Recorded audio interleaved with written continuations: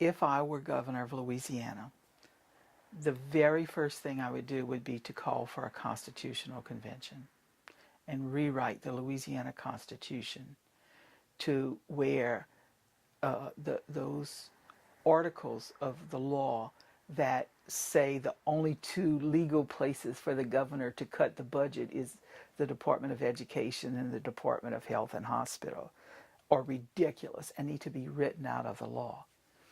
Uh, Budget cuts need to go all over the budget, not just in education. Saying that, the next thing dealing with that, I guess subpart B of one, would be I'd put a ton of money into education, and I would put a lot of effort, not just money, because you can't just throw money at things and expect it to be fixed. There's a lot about education that needs to be fixed, and public education, and the rules and the regulations and the dilemmas between public and private education in Louisiana has a lot of inherent institutional biases built into it. That needs to be looked at as well. There's a lot about education that needs to be dealt with. The next department I would deal with is the Department of Environmental Quality. And I would definitely revamp the entire department and revamp what they do and how they do it, and work on, we don't necessarily need a lot more environmental laws. What we need is to spend the money to enforce the laws that we do have and to start putting people first and start planning for a Louisiana that is safe for communities, that is sustainable for communities.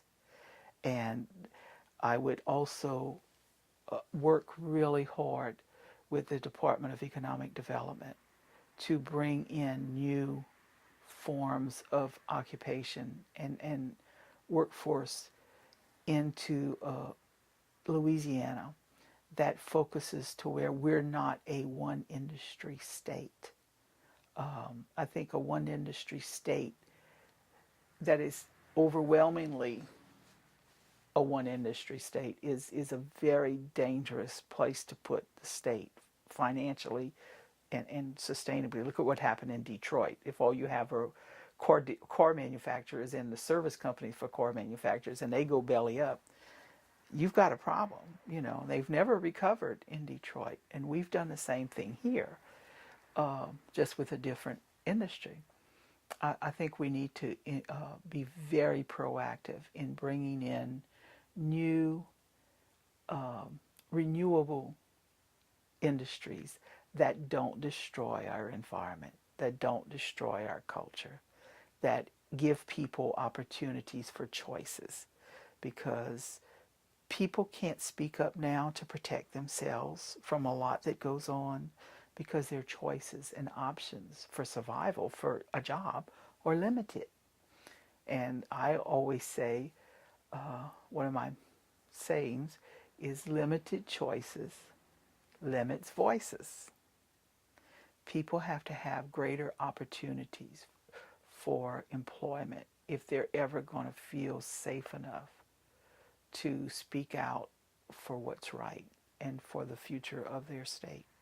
So education, environment, and economic development in a different realm. We cannot do everything and say, we will bring in so many jobs. Let us bring this terrible, terrible carcinogen causing a plant into your community because, look, we'll bring 200 jobs. Yeah, we'll kill 10,000 people, but we'll bring you 200 jobs. We can no longer afford to let politicians tell us they're doing us a favor when they bring destructive jobs into our communities. That's just not right. That's just wrong.